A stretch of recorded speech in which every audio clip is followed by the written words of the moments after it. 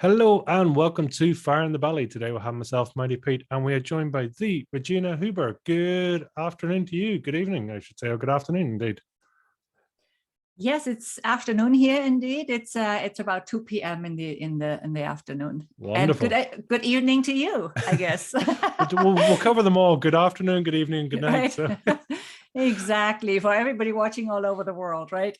That's what it's all about. That's the beauty of it, right? Zoom and traveling, and it's great. It's great to be able to chat to different people. So, Regina, tell us, who are you? What do you do, and where are you from? Yeah, thank you so much, first of all, for having me, because I was really looking forward to this conversation based on our first exchange. So I grew up in Germany. I was born in a tiny little village of about 9 houses at the time. Now it's double. And I grew up on a farm as the shyest kid in the village. And even then, though, I had this very adventurous spirit inside of me. And this is what I think eventually pushed me out into the world. And it's also that insatiable curiosity that I've ever had inside of me as well. So that what I did is at 19, I moved to Munich to study. And from Munich, at the age of 26, I moved to Madrid, Spain, just because there was an opportunity. I was actually looking at different options, but they didn't work out. So I said, okay, here's another one. I'm going to learn Spanish, and here you go. And I moved, and I'd never been to Spain before, except for this, for the interview for this occasion. And they said, okay, if you speak Spanish in like 3 months, then you can come. And I did pretty much, not perfectly, for sure, but I studied in every free minute, and I moved. And that was my first international move. And, it was scary, but I said, okay, I'm going to stay for a year or so. And if I don't like it, I can always go back after a year. Well, I stayed 7 years. And I also was lucky enough to learn Portuguese and do a lot of work in Portugal, open an office. I was working at a global consulting firm at the time. So I helped them open an office in Lisbon, Portugal, which is a beautiful city as well. I was lucky enough to travel back and forth quite frequently. And then there was a time for me to make a move again. They offered me to help them open an office also in Brazil, in Sao Paulo. Huge city, totally different dimension. Again, it seemed like, okay, Munich was about 1.5 million at the time, Madrid a little over 4 million, and then I went into the 20 millions, and that was quite interesting in the beginning, but it was just a really beautiful challenge. I stayed there for about half year, moved back to Germany, did some international projects, mostly European. But I had always one foot out of the country, even when I was back in Germany, because I'm probably such an international spirit. So I moved again, and this time to Argentina with an ex-colleague who opened a business there. And that's when the crisis soon hit Argentina. So I couldn't stay too long because they couldn't really pay me anymore after a certain time. And BCG hired me back, the global consulting company in San Francisco. I moved to San Francisco. I know it's a long story, but it's sort of a little bit to give you the gist of who I am, because I do have a very multicultural and very eclectic background. So after the 3.5 years then in San Francisco, I moved back to Argentina, and I just packed up and I said, okay, I'm going to open a bed and breakfast, I love tango also, and all the other dances that I learned along the way. And so I spent a few years in Argentina. Then I somehow got drawn to Rio de Janeiro, Brazil. I moved again. And that's when I had a more challenging experience. We all have our ups and downs and our challenges. And some of these are, of course, our biggest opportunities to learn and grow. In hindsight, it's always easy to say that. When you're in the midst of it, less so. And so anyway, I opened another business in which I had invested 2 years and all the money I'd ever made in my life. And I ended up having to close it because of a fraudulent business partner. I lost a lot of money. I lost my business. I lost my self-esteem, my confidence that I built up so diligently over the years from this shy little girl in the village. And but I decided, okay, my next station is New York City. So I started from scratch again, rebuilding everything, including my confidence. And Yeah, and I was trying to figure out at the time how all of these eclectic puzzle pieces and how all this experiences, you know, in management positions and as a business owner dealing with corruption and all that comes with it, sometimes how could fit all of this experience into something meaningful that I could make an impact with. And this is how Transform Your Performance was born. Transform Your Performance is my current business. It's a coaching, speaking, and training business. And I'm a transformational leadership coach, inspirational speaker, and also author of the book Speak Up, Stand Out, and Shine, and do a lot of different things, frankly. Wow, congratulations on becoming an author. It's always fun. You know, there's always, how did you find that process? Did you enjoy writing the book? I did. You know, when I came up from Brazil, as I said earlier, I had to rebuild my confidence, and I had to start speaking in front of audiences at the beginning, smaller audiences, but also at networking events, and just even introduce myself to people with a business that was even still in its, you know, in its initial stage. And I didn't have enough clarity to talk about it even, but I had to. And that's when I came up with a lot of tools that helped me prepare physically, mentally, and energetically for those situations. And I later put those into the book because I found that they also served my clients and they could serve other people to prepare for speaking, presentations, negotiations, or whatever your challenging situation is in business. Wow. So tell me, I mean, what does fire in the belly mean to you? Fire in the belly to me means that inner push. It means that urge to create something that you came here to this earth to create and to make an impact with. It's something that you can almost not resist. I talk a lot about what's your spark. I have two shows actually. One is on winwinwomen.com. It's a Wednesday, 2 p.m. Eastern time show every Wednesday, except for this week because it's Thanksgiving week. And we're still in the beta phase, but it's going to be on the main platform next year. So anyway, so I speak about, you know, what's your spark? And I want to inspire people, and in this case, specifically women, to find their spark and to ignite that fire in their belly, as you're saying, right? And I also have a LinkedIn live show every Tuesday morning where I interview women all over the world to find out what their spark is. And what's the most common answer then? What is their spark? It's very unique. So everybody has their unique own spark. We all are born with our unique brilliance. In my work, I call this your distinctive uniqueness. And we all are a genius in our own ways. We just got to uncover what that genius is. And that's not always an easy task because we go to school. We sometimes are educated out of our genius almost, right? Or we're not used to finding that brilliance. We're not taught to find that brilliance because we're all going to the same types of schools. They are a little bit of like a cookie cutter system, a cookie cutter system, sorry. And they, you know, and we are supposed to fit in, but that's not what our purpose is usually about. It's about not fitting in, about living our very unique purpose. And that purpose is usually aligned with the talents that we came to this earth for, with, and that we're supposed to use. And that's why I think it's so interesting to talk to all these women, because everybody has a very unique own spark. And it's usually the combination of all our talents, strengths, skills, expertise, stories, and all of that makes us unique, and that allows us to make that unique impact. And that's why I'm having those conversations, to really see that distinctive uniqueness in each of them. And tell me, what was the changing point for you? What was the point when you decided that actually this is bigger than you? This is a message that has to be got out, and you know, you have enough energy and idea and inspiration to transform people, not just yourself. Yeah, it's a very interesting question, because it sometimes starts at a point where it's not clear yet. So I think it's a very big internal process. right? There was not one specific trigger. Mm.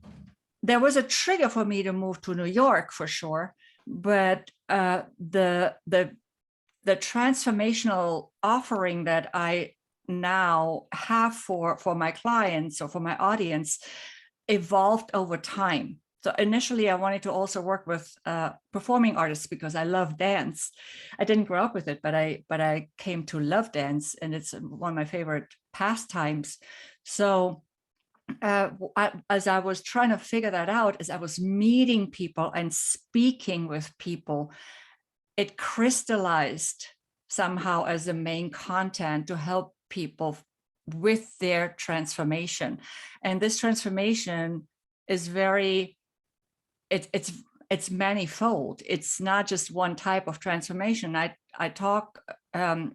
have created my own signature coaching framework, which I call the Powerful Leadership Transformation, but it's a lot about self-leadership. It is a lot about the things that I had to learn. And I think that's the same for many coaches. They teach what they had to learn, like a self-empowering mindset. While I was going through that painful situation in Brazil, I had to make a decision to step out of victim mode and into a self-empowering mindset to be able to create this positive change. And I had to be able to upgrade my business presence and my speaking presence in order to be seen and heard, or nobody would pay attention to me. A lot of that I also learned through dance. So this is how dance also flows into this work. And I had to use the tools that I had learned and the knowledge I had acquired during my holistic healing studies. That's another big passion of mine.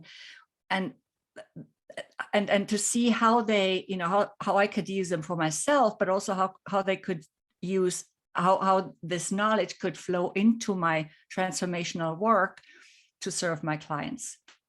And I think it's all this combination of all these experiences and all this knowledge, even also dealing with corrupt authorities and becoming more resilient in the process, becoming more persistent in the process, and staying in integrity and never paying anybody off.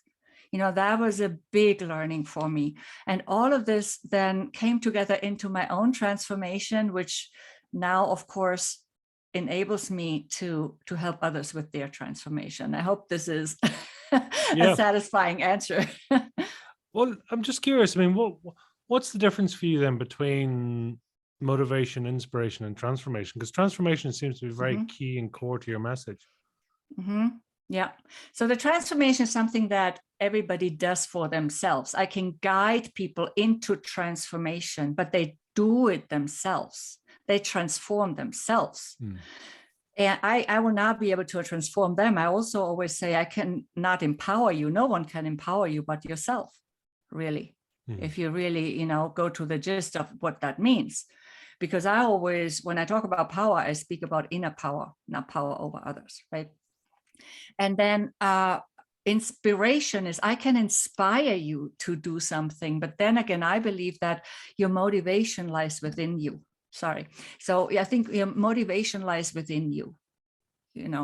Can I motivate you to do something? I'm not sure. I mean, you have to have a motive. You have to have something that you want so that you will take action.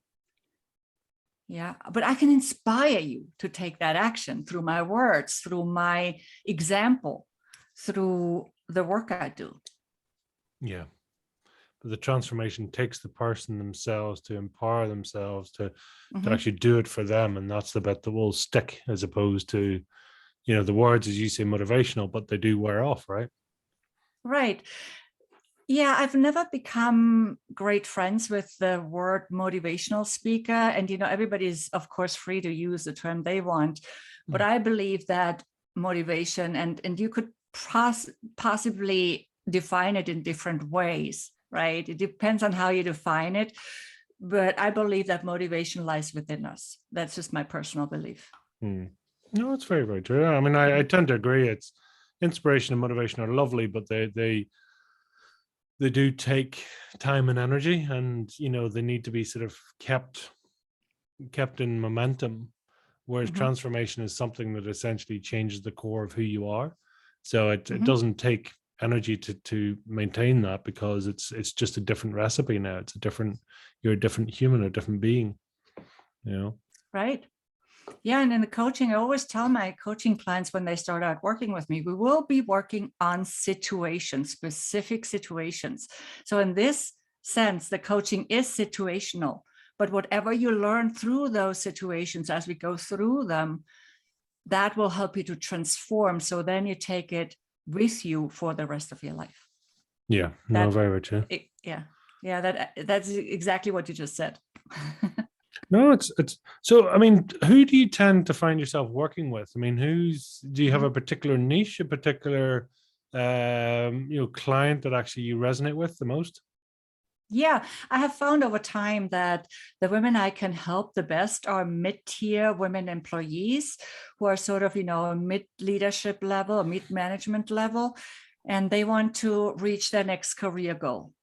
I have also worked with executives, of course, and I have also worked with all levels, to call it something. It's not, for lack of a better word.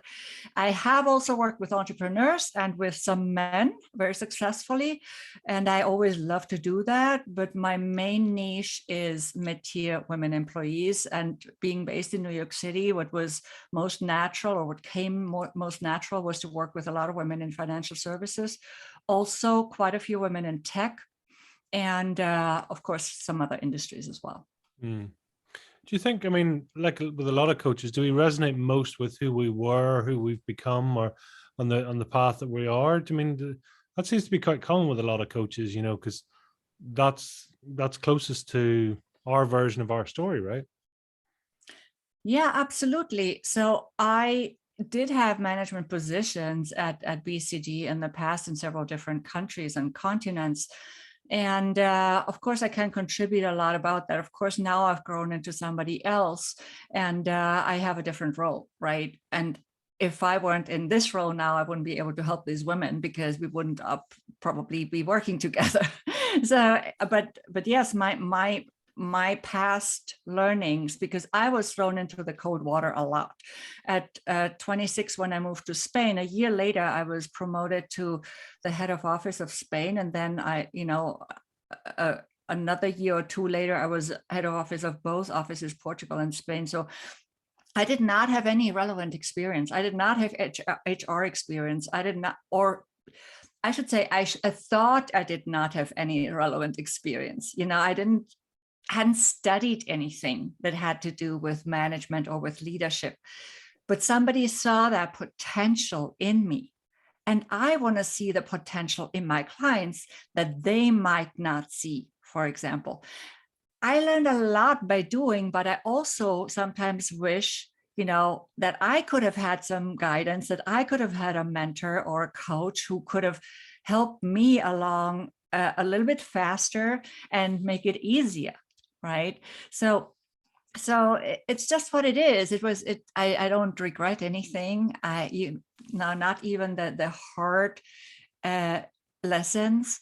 I have lived so many adventures, and really some crazy ones, some really nice ones, some painful ones, and I wouldn't exchange it for anything. And I think that's what makes the richness of my point of view. That's what has made me very open-minded. And that's also what now helps me to intuitively pick up more possibilities and more potential for my client that they might not even be seeing. Is intuition important for you?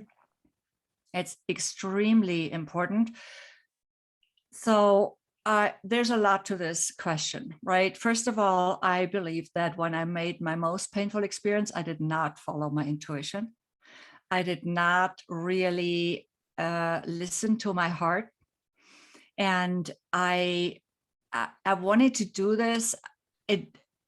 The collaboration with that person was probably the easy way out to not do it on my own, because I felt like I'd done everything in my life by myself, pretty much. I never had a role model as such, so I had to find my own way. And all of a sudden there was this person who already had a name, and it was just like, okay, let's do this, right? I was already also had a different relationship with that person too, as a friend and for some classes and so on. So it was just almost a natural decision, but I didn't take the time to listen to my intuition. And I also didn't do maybe enough due diligence, although I think that intuition is the most important part, because so-called facts are oftentimes not facts anyway. So, and that's also why, one of the reasons why I have added HeartSet to my Powerful Leadership Transformation Signature framework. So one of the pillars of that is a self-empowering mindset and HeartSet, because I believe that if we don't listen to our heart and really connect with it, and that's also connected with intuition, right? Then we miss out on at least 50% of our intelligence and mostly our unique wisdom. And we miss out on courage. Courage is most easily accessible in our hearts. The words courage and heart have the same root in many languages, even. Just for example, in French, courage, cœur, in all the Latin languages, right? Coraggio, cuoro, Italian, and Spanish and Portuguese the same. And even the old word for mood, for courage in German is related to the German word Herz, which is my native language, right? So yeah, so it's really interesting how it all fits together, and how that's why I also created some videos about HeartSet and about how to access the wisdom and the intelligence of your heart for my YouTube channel. Wow. And tell me, I mean, obviously do you have a passion for languages? I mean, you seem to have a lot of languages, so. I do. Yeah, I always loved languages. And when I was, little, my dad sometimes asked me, so what do you want to do? What do you want to study? And I said, I want to study languages, but I also didn't really know what other options I would have had. I grew up on a farm. My parents had their own life, lots of experience in their own way, but there was nobody really to orient me on my options. And there was no internet, of course. So I said, okay, I'm going to study languages. I combine it with economics. And I started studying languages. And of course, at school, the first language I studied was Latin, which I wouldn't be able to speak, but it gave me a great basis for all the languages of Latin origin, right? So Spanish, Portuguese, Italian, I speak a little bit. It would have been the easiest language for me. Bavaria is not far from Italy, so we had quite a few Italians, and we would sometimes go for a vacation as soon as I could drive myself, because my parents couldn't really leave the farm for long vacations, right? But that's how I learned to love the Italian language, but I never studied it fully, so I understand it quite well.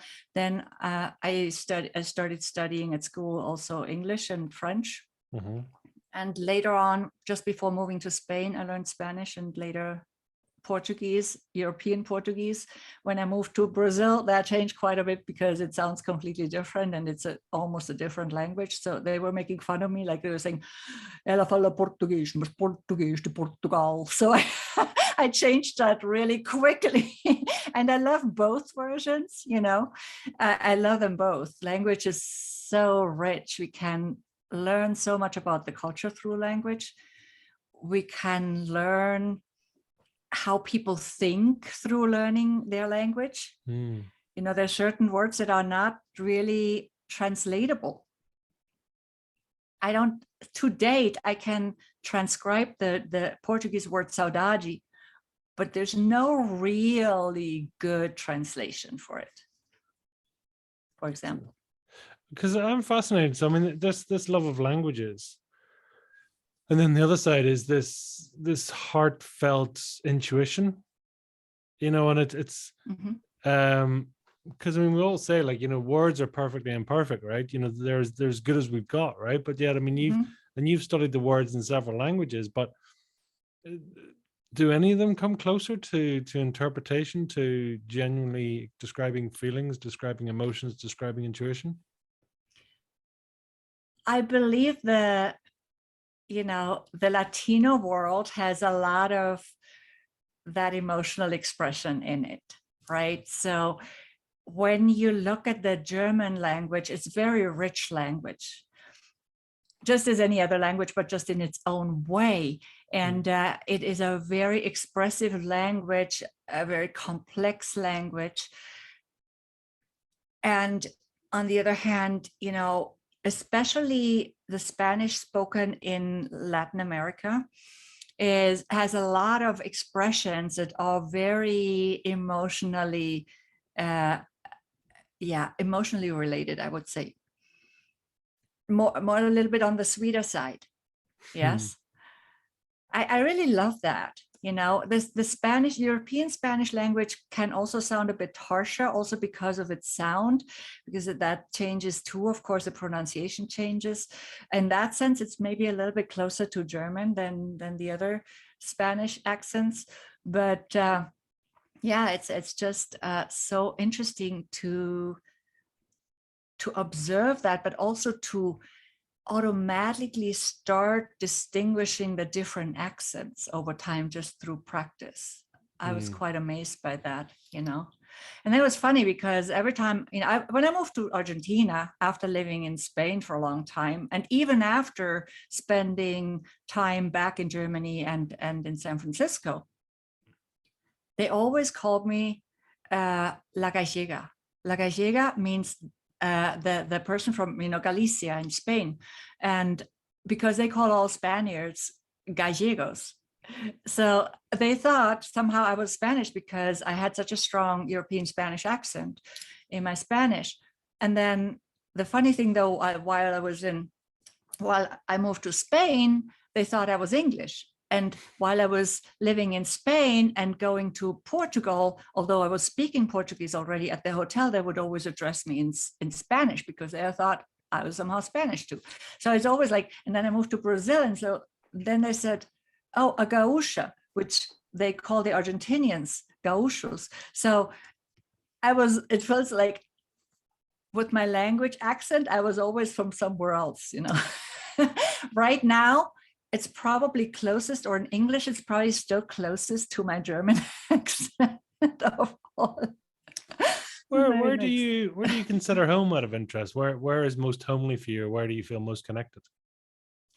See, it's a really interesting question because it changes over time.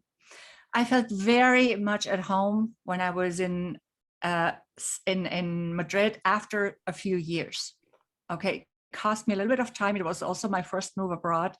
And of course, in the beginning, when you don't speak a language fluently, it's more challenging too. But so yeah, that was that. And then it was a big change when I moved away, for sure.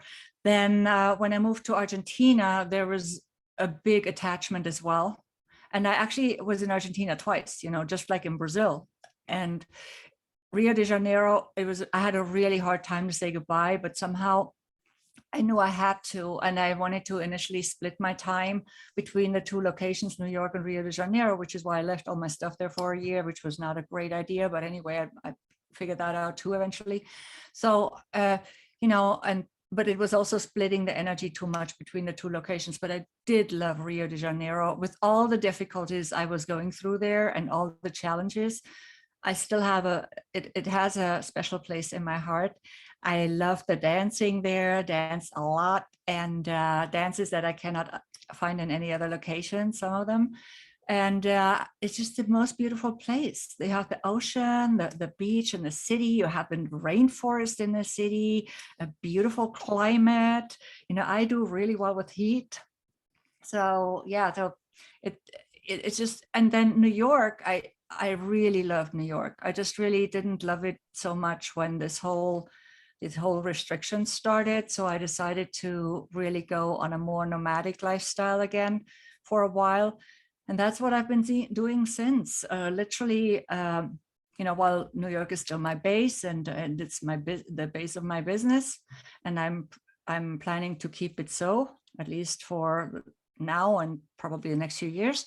So I just had a need to, you know, break out of, I'm a very freedom loving person. So you cannot close me up anywhere. You cannot, you know, you cannot tell me, don't do this, don't do that.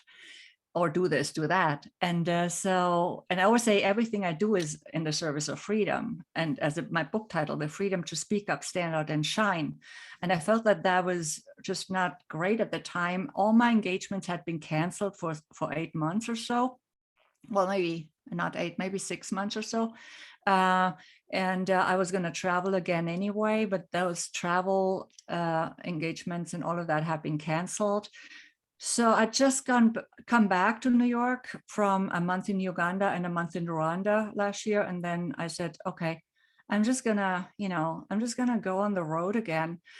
I spent about 6 weeks in Mexico. I spent several months in Germany last year, back with my family in the countryside, which I hadn't done in the longest time, and which I learned to love again, really on a deep level, because I'd never had time for that when I was just going back for a week or two. And I learned to so deeply appreciate it again. And then I went to Miami, going back from Miami to New York all the time, spent some time there. And and then now I've been this is my, I think, 4th state in just like 3 weeks. So I flew from Miami to El Paso, Texas, from El Paso, Texas. Well, actually, no, I flew to Chicago first, Illinois. I also went into Wisconsin for a day, and then I went to El Paso, Texas, and now I'm in Denver this week, and the next station is going to be Las Vegas if everything goes well. From there, I'm going back and then moving into different directions. My first plan was really to go to Madagascar or potentially Tanzania. And the borders were still closed, so it was just a bit, less plannable at the time. And they're going through some challenges too right now. So I said, okay, I'm going to give myself a little bit of time, just go on a more domestic trip first, and then take it from there. Gosh, it's obviously traveling is in your blood, or it's something you obviously enjoy with a passion anyway. It's just, yeah. What is it? Is it connecting with people? Is it the language? What is it with traveling? Yeah, I like to say I'm a passionate nomad. I somehow never can stay, in one place very long. Although I love to have a base, that's for sure, because it just gives us some stability, of course, and it just makes it a bit easier, because it's also strenuous to move around, and then you accumulate things again, stuff, as I call it, stuff, right? And I don't have any furniture at this point, or hardly any, but you still have stuff, and we have things that we don't want to let go of. I've practiced a lot of detachment in my life. It's one of my life lessons, I guess, but I'm still attached to certain things, like photos, like certain clothes and whatnot. I think most of us are. And just to shift that stuff around all the time, can require energy, and to travel requires energy, and adapt and explore, but it's also a very enriching process. So over the past few years, I have been traveling more in Africa, on the African continent.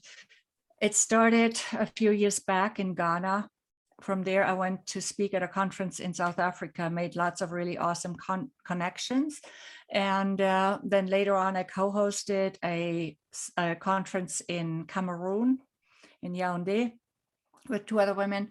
And from there, I've now been back to South Africa several times to speak and train, and probably a total of about 4.5 months in South Africa, mostly in Johannesburg, but also some other places. And then I went to also a month to Uganda and a month to Rwanda.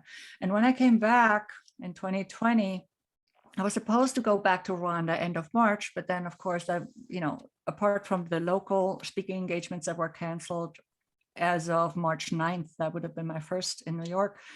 Of course, all these trips were canceled as well. So, no more Rwanda, South Africa, Kenya, Nigeria. I had just signed a contract for Nigeria because I trained some Nigerian women in Sweden before and made those connections. So these are all, and then also Kansas City, a conference in London, right? In Hawaii, all of it was canceled. And these are engagements, of course, that we entrepreneurs, work for years for sometimes, right? To really cultivate those relationships and get it to that point. So that was, of course, disappointing, but I know I wasn't the only one. And I knew I had to make the best out of the situation. As I say, there's always a gift in any challenge or so-called adversity. Yeah, it's interesting. And I'm just curious then, when it comes into the coaching world, then, I mean, that language, well, what are you looking for when you're talking to someone, or when you're listening to someone?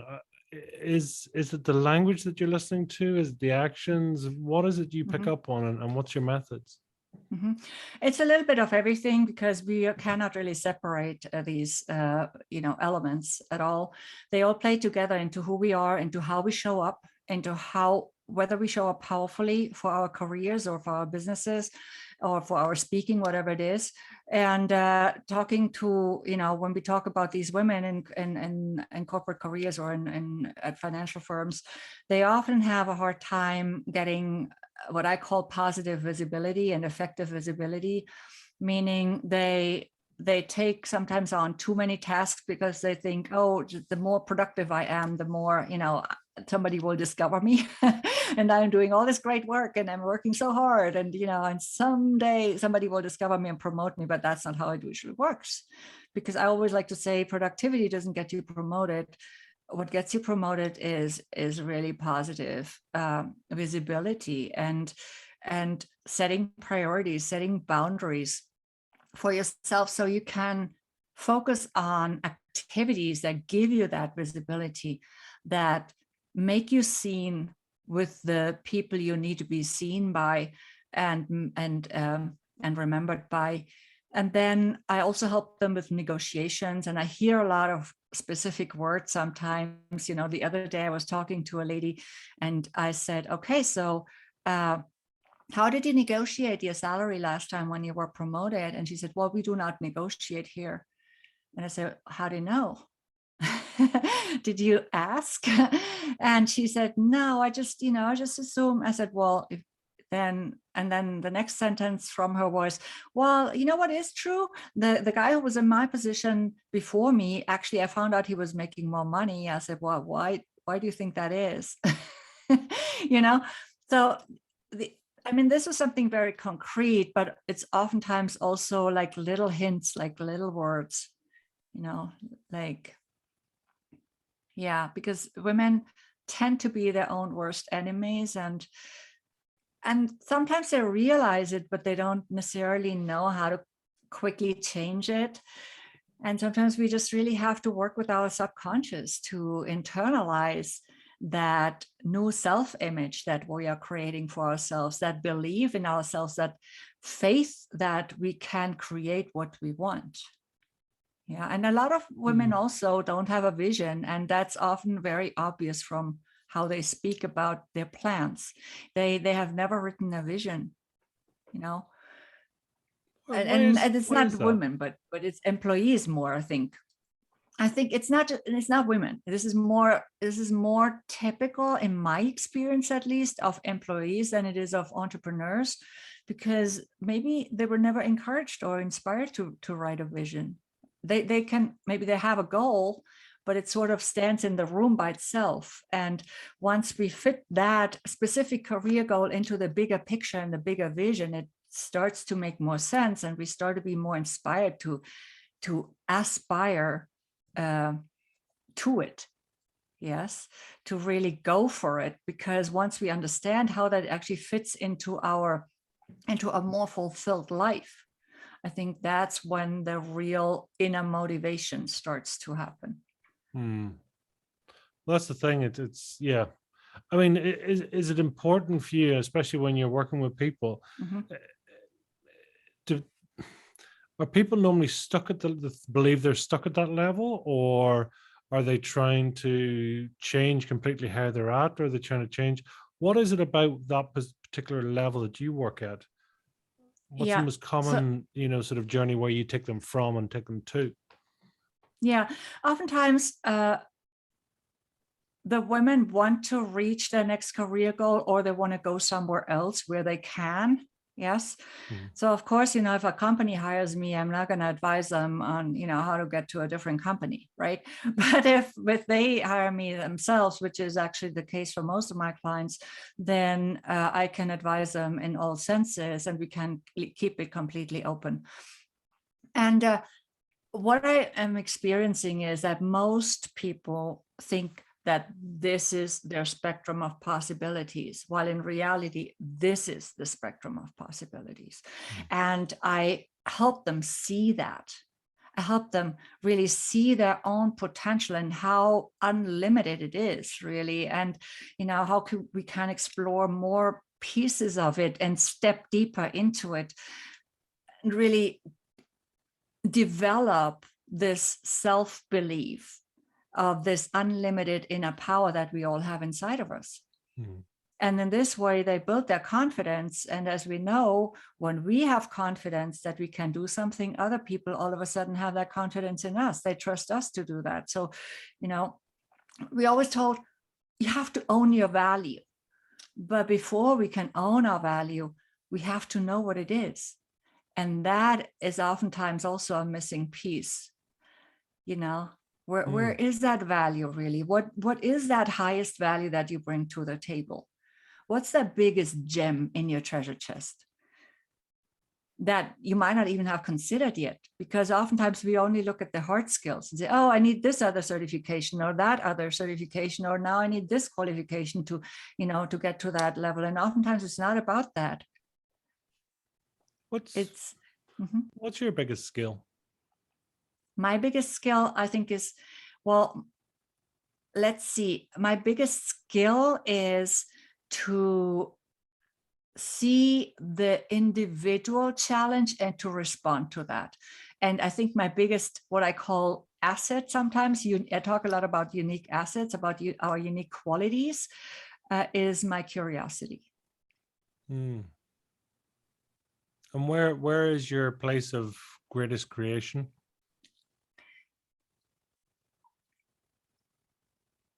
There's probably two places. I have a relatively easy time to write and, and come up with new content when I have the piece for it, and when I don't have to think about 1,000 other times. I mean, when you can really be in the zone, right? And on the other hand, I have a great gift to support my clients in the moment without, having to know everything before a session. Of course, I give my new clients, we have a discovery call where I learn a bunch about them and we figure out whether it's actually the right fit and whether it's going to be a good idea to work together. But then also I give them a starter checklist where it's already a little bit of a self-assessment tool and a clarity finding tool. And that gives me, of course, a lot more information about where they stand and what they want. But I think that the reason why I keep my coaching program very flexible is because people evolve over time as they work with me.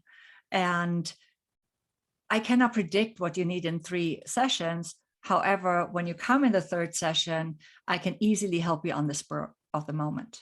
Well, that's good. I mean, if you're able to just, as you say, almost just go with your intuition as well to understand what people want, and do people,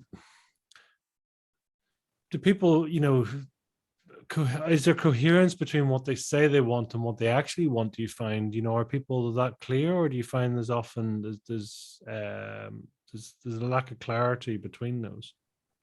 Well, sometimes I work with clients who know exactly what they want when they start working with me. Like they want a specific promotion. And maybe they didn't get it the last time around, or maybe they just want to be better prepared for it and make sure they get it. Yes. So that's a very specific next career goal. But sometimes they come to me because they don't really know what it is they want. And they want to figure it out, and there are tools to figure that out. And we walk on that path together and I guide them. And sometimes they think they know what they want, but then they get a few opportunities, like, for example, within their own organization, then they figure out, there's a reason why those didn't come through. There's something better there somewhere for me. And I only considered these because there was just like, there seemed to be nothing else. Mm, which is not true. mm. Yeah, it's that aspect. So tell me, I mean, where are you most at home then? Are you generally, is your preference for writing or being on stage or being with clients? I mean, do you have a preferred zone of genius for you? I love in-person speaking. So I haven't, I have been on a few bigger stages, and I love the groups also in corporate settings or in financial institutions. I spoke a lot in New York City, where I go in and it's maybe somewhere from 30 to 60 people, sometimes more, sometimes some join us online as well. That's also where I most easily get clients from indirectly. And it's fun because then I can really directly interact with the audience, which I love. Online speaking is fine, but it's not the same. It's not the same. This is great because this is an online interview. I work with my clients online in coaching situations. I love that because then I can serve clients not just in my physical location, but also beyond, and it gives me mobility. But for the speaking, I do still prefer the in-person. And now, of course, because we haven't done it in a while, it's a little bit, it creates a little bit of nervous energy again. But then I have the tools in my book to use to mitigate that. And also because, of course, we need to change our content. The world has changed, and I don't want to just bring the same content necessarily that I brought before. So I have to adapt. I also adapt it to my audience a little bit every time. But I do like to do my signature talk. And when it's online, usually a lot of companies, because the setting is different and because I want a specific topic, they have you do a presentation, which I can do. I have no problem creating a presentation. But I feel like the most powerful moment for me is when I'm there with my signature talk and I really share ideas that are me. Yes, and that I don't have to adapt to a topic by somebody else. And of course, I could convince them, that this is a better topic, but it's also different when you're standing up than, in front of an audience and can make it interactive. And people don't multitask because now people are so used to, in corporations, to multitask when they are in online trainings or speaking. And so, they just automatically do that, and they're not even on camera, so it's much harder to engage them right away. They might even miss the beginning because they have it on silent or whatever, on muted. You don't know because they have never experienced me. I don't know what they have experienced before, right? So even when you do a really good job, you might encounter those challenges. So I really love the in-person speaking. I like the writing. Of course, English is not my native language, so it might take me sometimes a little bit more, but I do like writing. I published a long article last year for the corporate magazine on courageous leadership. Given the world situation, I thought that was a very relevant topic. And I definitely want to write a new book about all my adventures, because when I tell my adventures, people always say you have to write a book about them.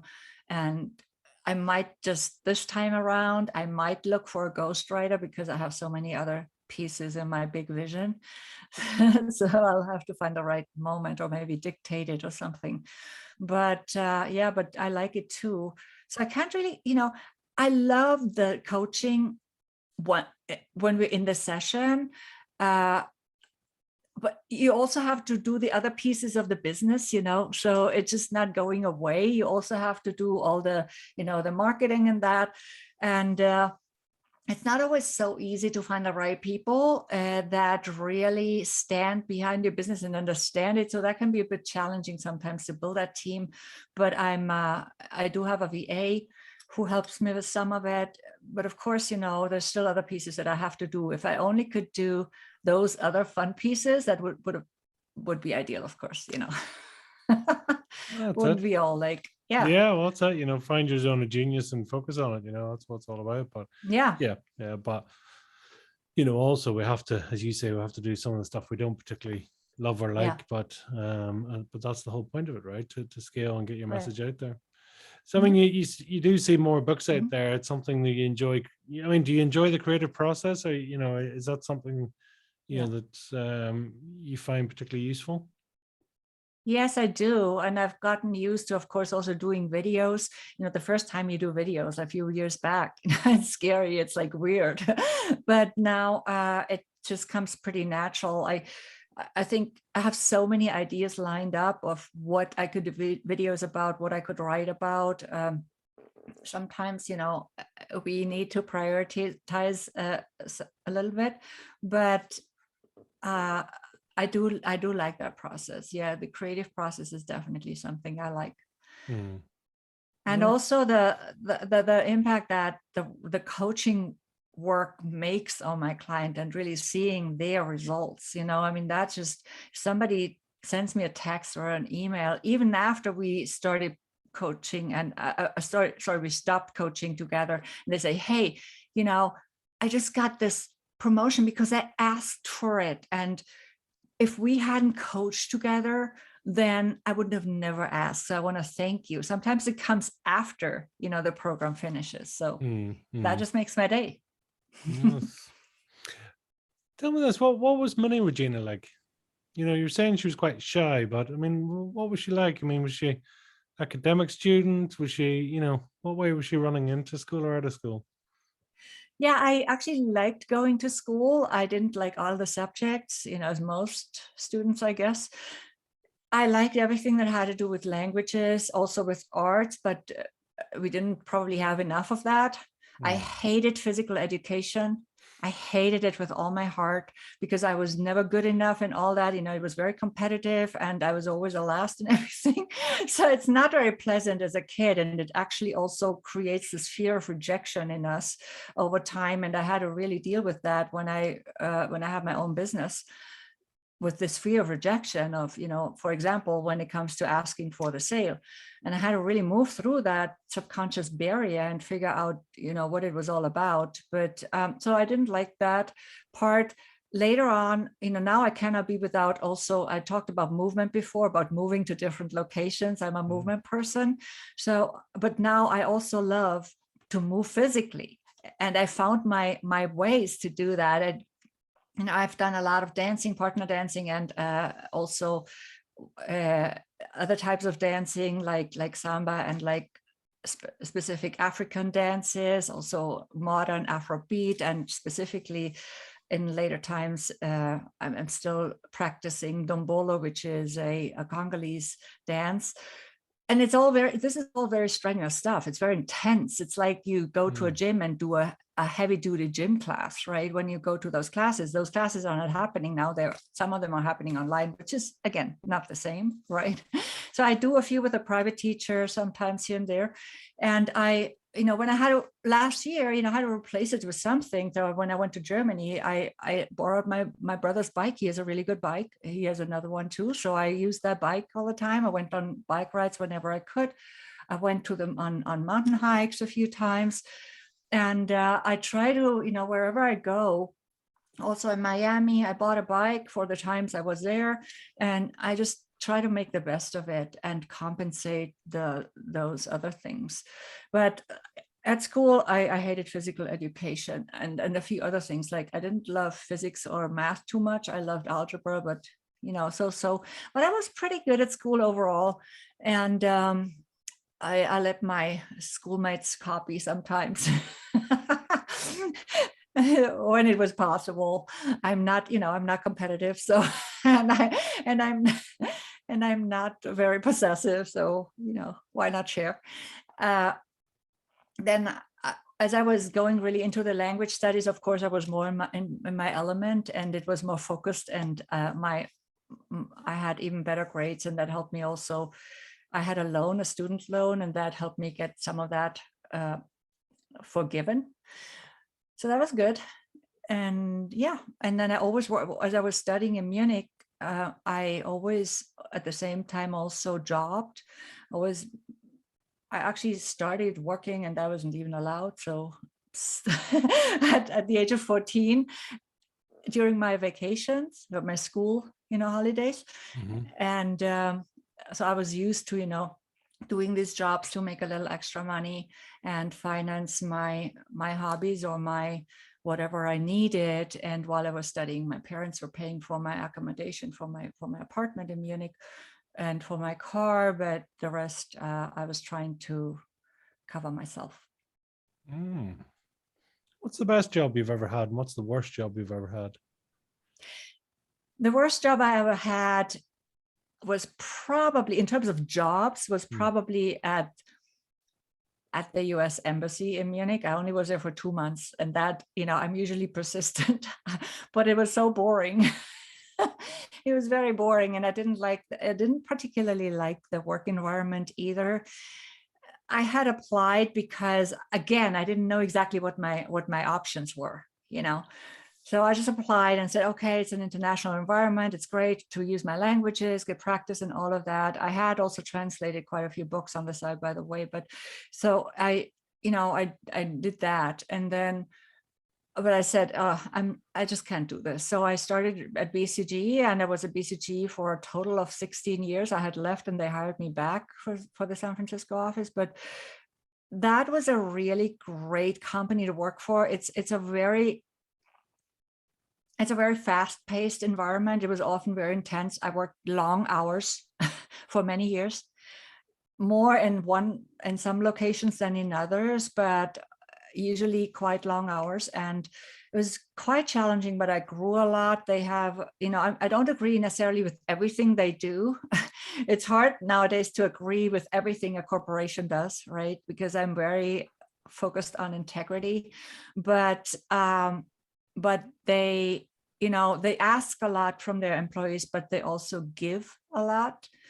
So the benefits were great, but also some of the perks and the environment was just not as stiff as in many other places. So I appreciated that. And the job changed over time, but I also appreciated the fact that they saw this leadership and management potential in me at the beginning, which I didn't even see and that would have never asked for. That's interesting. What do you think makes a good leadership? What is something that makes it different? Because obviously dealing with employees is one thing, but then leadership is, you have to come across it, or it can either inspire you or whatever the opposite is to stop you, really, I suppose. Yeah. So the biggest part of leadership, or maybe one of the biggest elements, is trust building. You have to be able to build trust in all directions. Yes. We all should be able to do that anyway for the sake of our own success, but leaders need that even more. They need to be transparent. In my opinion, they need to be in integrity. They have to be courageous leaders. So they have to be able to go against the mainstream or against the stream. If they, they think that it's required because of integrity.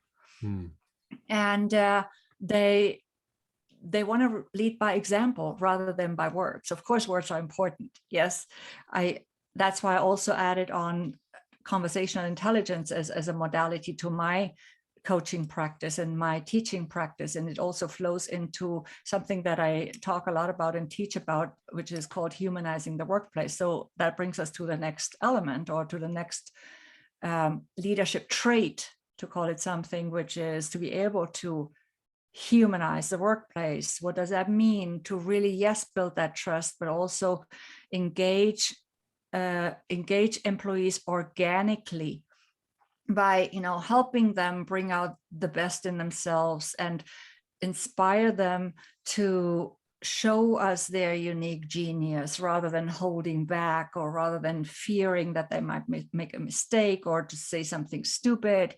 You know how it is oftentimes, like people, especially more introverted people, they don't always speak up, and we miss out on so much potential, so much talent, if we do not give them enough attention. And of course, there's different tools, but there's also certain types of language, more inclusive language, that we can use. Just you mentioned earlier, what are your core values? What's your soul values, core values, whatever way you see it? Yeah, a big one is integrity. as I said earlier, I was in difficult situations with dealing with corrupt authorities, both in Argentina and Brazil as a business owner. And I would not give in to corruption attempts, even though it was difficult and it made my life hard and I was fighting it all on my own. For example, in Argentina, I had a bed and breakfast. I had also an investor's visa in both countries. So what that meant is I had to make a certain investment and I had to open the business within a year, which in itself was a challenge because I had to find a house, had it built out, you know, and all of that. And with the budget I had and with the location, that went a little bit more slowly than it could be in some other places. So, but I managed to do that. And I also applied for the license and everything. And I had to employ people by the end of 12 months. And I opened the business. I had an employee. I did everything as I was told. You know, it wasn't easy, but I made it happen. And I believed that I could make it happen. And then what they don't give you right away is the license, but I didn't know that in the beginning. And talking to other bed and breakfast owners, I found out that even though they had been operating for years, most of them didn't have a license. So what did they do? Many of them, and I don't know the details of that because I didn't ask them, you know, but I was just assuming that they were paying those people off that knocked at their door. You know, so the city of Buenos Aires sends these people around because they want money, right? They want to be paid under the table. And so, you know, you're supposed to bribe them. So now, and pay them off. So now these people came to my door and I said, well, I'm not going to pay, you know, I don't have a license because he didn't give it to me. I had, you know, it's like this thing. I had to comply with my investor's visa regulations, but if you didn't give me, you know, I have to do one of the two things. I can't wait, right? So anyway, so they fined me. Now what did I do? I contested the fine and I went to court. And I won the law case. It was not an easy one because again, it was a lot of effort. I had to hire a lawyer who did do nothing for me. He just took the money. So I went to the court hearing, and the judge asked me to tell the story, and I didn't even know how to prepare because my lawyer didn't really prepare me. So what I did is I laid it out and I said this and that, and so she said, oh, corruption, oh, somebody wanted my money to get money, tell me more, right? So I did, and so that's how I won that case. I didn't get the money back that I invested in the lawyer, but I got the satisfaction that I could win this case and that I could win against corruption. And then, you know, when I moved to Brazil, it didn't get better. It's a very bureaucratic country. You have to pay for every single signature, has to be certified. Every page, every copy has to be certified. It's really expensive bureaucracy, lots of red tape, and very intransparent. So you never know when things are done. Although I hired somebody, an accountant, to do everything, it was really tough. So again, you know, then I had this problem with the business partner, and I wanted to maintain my residency permit. So I had, you know, what corresponds to an American green card, basically. And I wanted to retain that and renew it when it expired. And because I had an investor's visa, I had to pile up an entire pile of documentation, expensive documentation, pay the fees, of course, also for the process. And then everything was there finally, and I was already, you know, going back and forth between New York and Rio de Janeiro, and I had to pay for travel every time to sort it out. I wasn't quite sure what's going to happen yet with my life, so I wanted to keep my options open. But they kept like losing pieces of my documentation every time I went back, and there was no phone service. And every time I went back, they said, oh, we don't have this document. I said, but I submitted it. I have all the copies of what I submitted. Said, oh no, but we don't have it. You must have not submitted, you know, this kind of story. And I just noticed over time, eventually they lost my entire documentation, and I just lost the opportunity. But I realized also, of course, what was behind, you know, what was the intention behind it. And one day also this guy who was in charge of my documentation said to me, well, here's my cell phone number, call me afterwards. And I never did, but I took his cell phone number. And, I didn't go after them because it's such a weary process, and it costs money again, and time and energy. But literally, I lost my residency permit because of this practice. And it's just, frustrating, of course, in the moment. Again, huge learning it's just like this growth of resilience, I think, in this case, to say, okay, I can still survive without you. And the person with more inner power in the end is me, and not this deplorable guy who needed to, pressure other people to be somebody. Oh, here's my position, this is my role, this is the power I have over you. This is not real power. This is power over others, is illusionary power, because if I don't really play with you anymore, it's gone. Yeah, have you found that in many businesses, or this unfair balance, or this corruption, I suppose, is maybe the best way of putting it? Yeah, so a lot of businesses have to deal with it. I also always say, or that's what I learned later, is it's harder to close a business in Brazil than to open it. So you never know when it's really done. I paid somebody twice to do it. I still don't know whether it's really done, frankly. And, but I don't know what to do anymore. I did my best. I did everything. I paid everything. I did all the paperwork. So, but the thing is, yes, I'm not the only one. I know that. And at the same time, as a foreign woman, I was a little bit of an easier target, I have to say, because, there is a little bit that perception that, oh, everybody who comes from somewhere else, has more money as a business owner.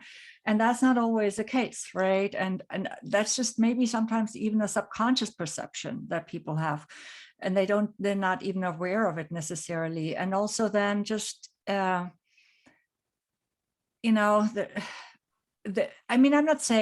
not wanting to be a victim and saying, oh, I'm a woman, oh, I'm this, that's not me. That's not who I am.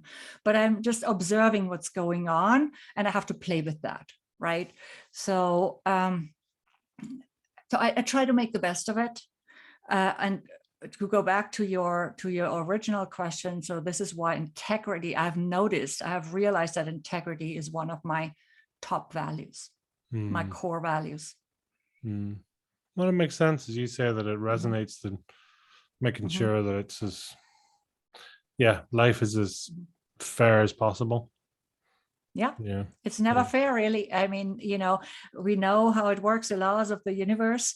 We come here to this earth to make a certain learning, to go through a learning and growth, and hopefully we do it in a way that's not too challenging and painful. We learn as we move along, and if we don't learn, we encounter similar situations over and over if we don't make the change, if we don't transform.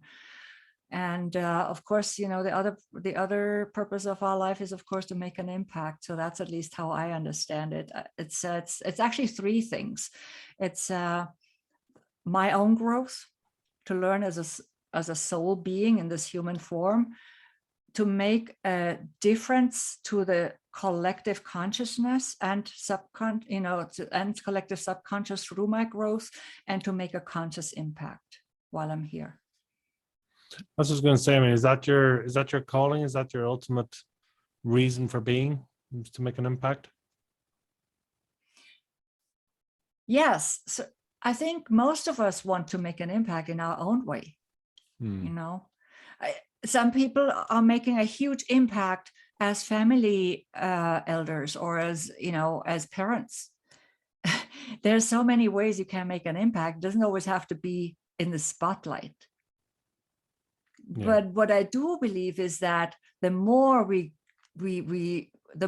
use our talents that we have brought to this planet for a reason, and our gifts and our natural strengths and our, circumstances in a way as well, the more we use that to make an impact, the more fulfilled our lives will be. Yeah. That's what I Yes. believe. Yeah, no, it's very, very powerful to, to be able to make that impact, or to really sort of step into your calling. It's what's the nicest thing someone could say about you? The nicest thing someone could say about me is that I believe that I'm open-minded.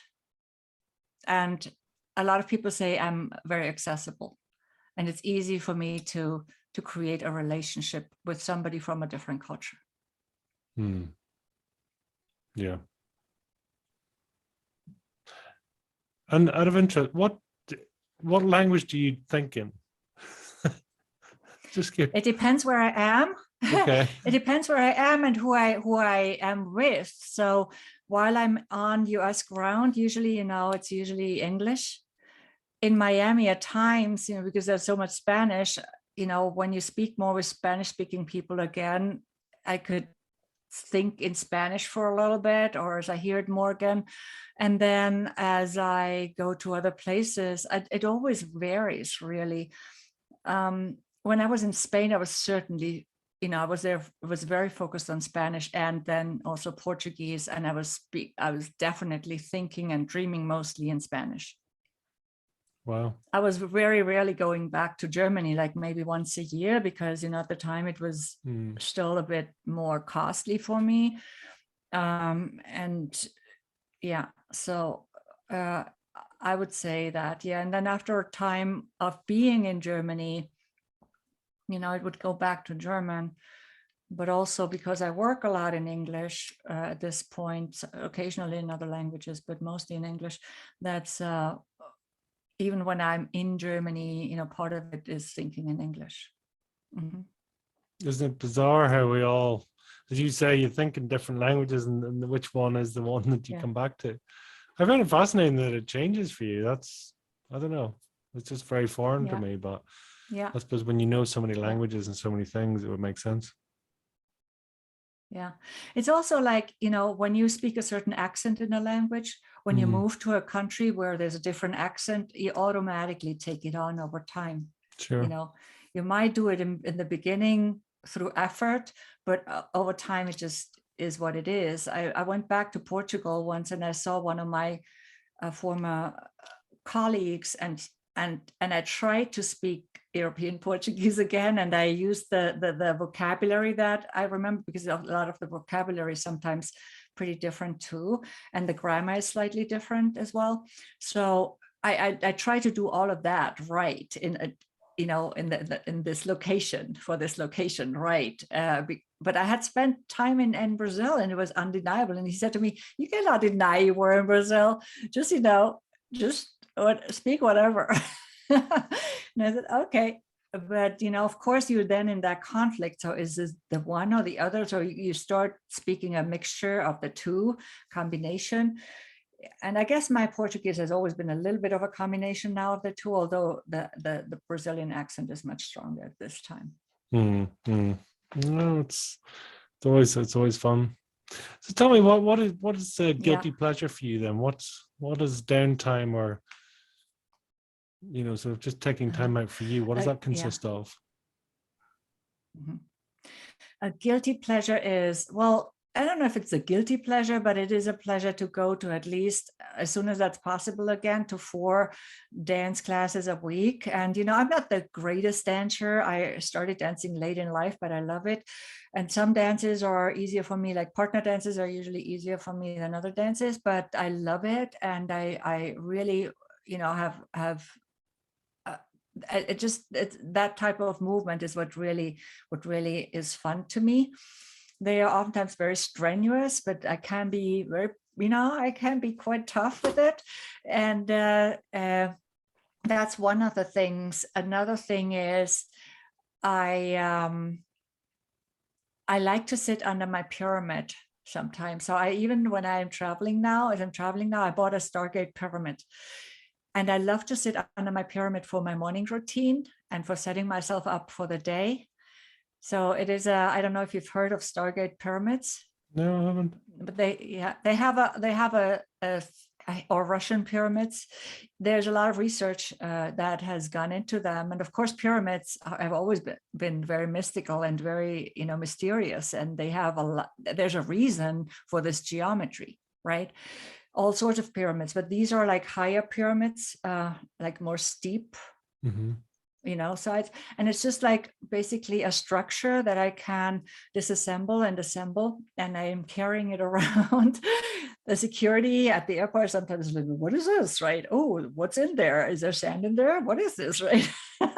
So I have to explain it to them, and it's a bit heavy to carry, but it's still really great, and it has healing powers. It's supposed to also be great for manifesting, by the way. So yeah.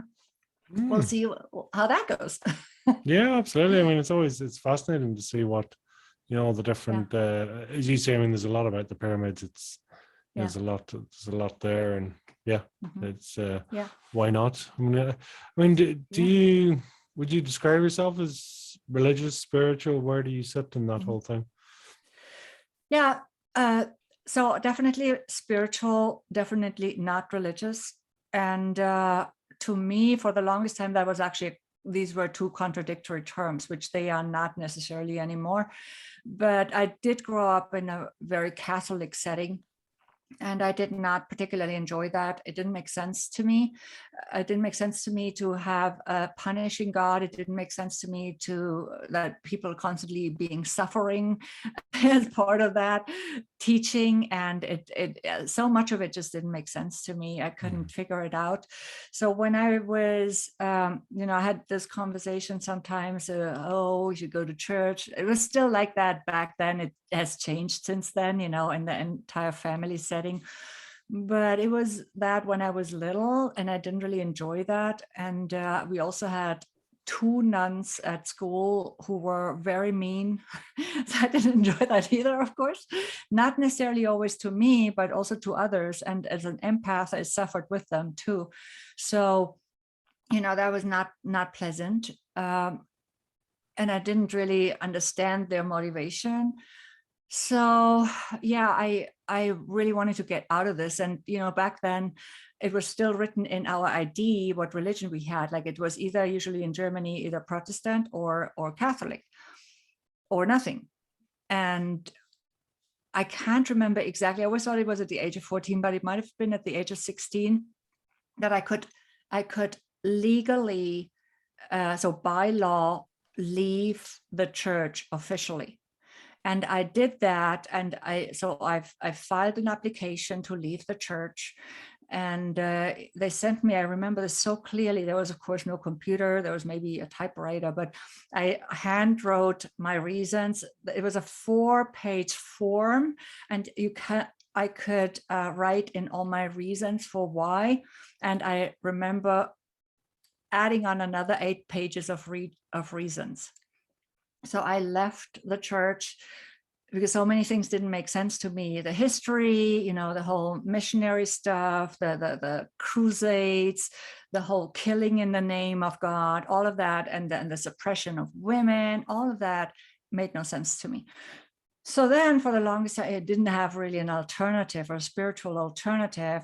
And I now believe, for example, that there's a lot of really great wisdom in all the religions, right? They all have like this central idea of the together, of the we are all one, but it's not usually taught or preached like that, at least not for the most part, although some have changed in the meantime, and some are more moderate than other organized religions.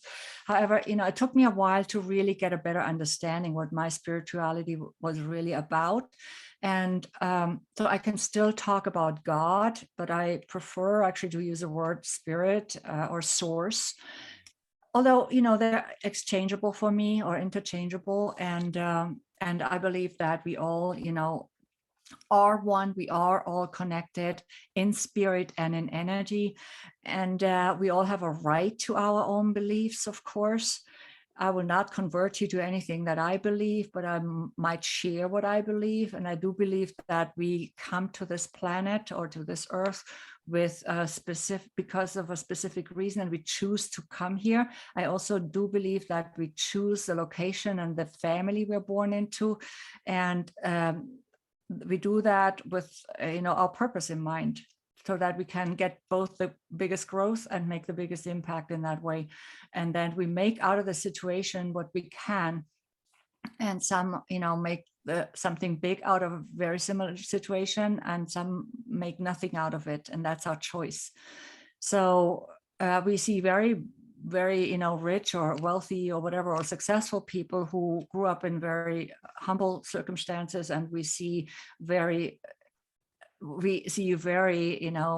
people who don't do anything with their lives and they grew up rich. So I think as a soul, this is my way to take responsibility for my own life and no longer be a victim of circumstances, basically. But I'm not saying you have to believe the same, of course. It's your choice. Yeah, it is. And it should always be a choice, right? That's the whole point of it. It's we can all have opinions and ideas and all the rest. I find it's fascinating, all the different beliefs and backgrounds that people come from, but it's the moment when someone tells me what I should do. It's like at that point I'm going, thanks, I'm good. But thank you. It's I don't think any religion should step over that boundary, right? Yeah, and I'm exactly of the same opinions. I've studied a lot of it. I found it super interesting also to get to learn more about spiritismo, as I call it in Brazil. And it's a combination of several different directions they mix it up with some African religion. They mix it up with spirit, like the spiritism, that came out of France and so on. And it's a combination. They also do spiritual surgeries and other things.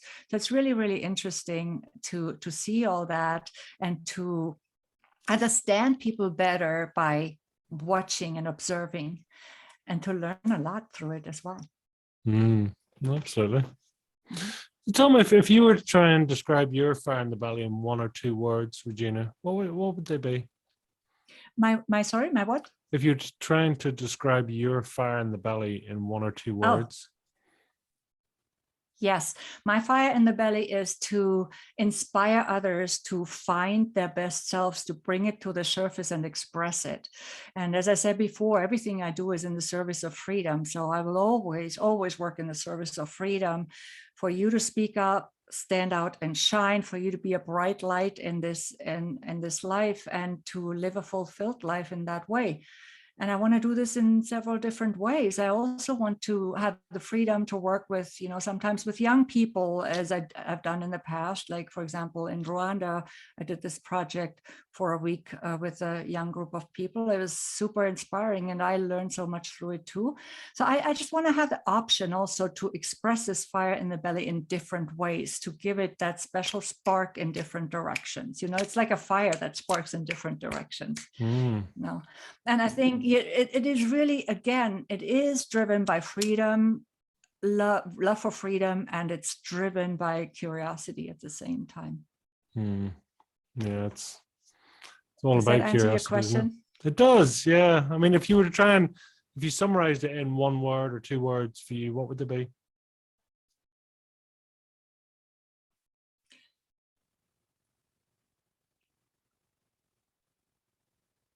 Work in the, well, I don't know if it's two words, but the work for freedom.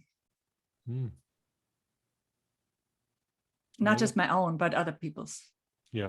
As well. We can only be free if other people are free in the end, because we're all connected. Yeah, we are. We are. Very true. So tell us, where can people find out more about you? Where can they get the book? Where can they reach out and learn more and track you down, follow you, all the above? Yes, of course. Thank you for that opportunity.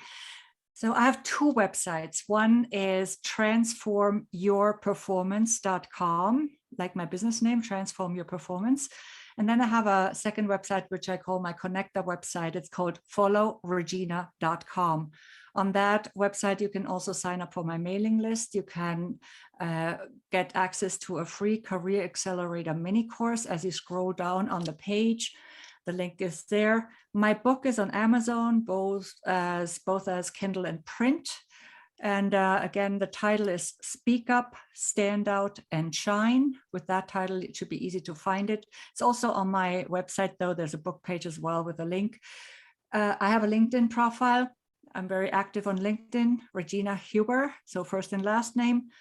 And I have a YouTube channel where I share a lot of free resources in the form of video. Feel free to subscribe, to share the videos, to, if you like them, give them a thumbs up. I always appreciate that. And again, the channel is called Regina Huber. And then now I started doing a weekly show on winwinwomen.com, Wednesdays, 2 p.m. Eastern. If you want to tune into that, there's no pre-registration. You just go online at that time and watch it. Yeah, and that's about it, I think. Super. Is there a final message you'd like to leave with our listeners? I want to inspire everybody to look for and find their inner power. There's nobody who can empower you but yourself. Never dim your light. Put that dimmer up a notch every single day and dare to put yourself in the spotlight in the most favorable way, meaning showing us your unique brilliance, because we do need that in the world. So thank you so much. Absolutely. Regina, thank you very much for coming on. It's a pleasure to hear all your travels and opportunities and all the sort of support and assistance you're doing for everyone. So well done you, and please keep going.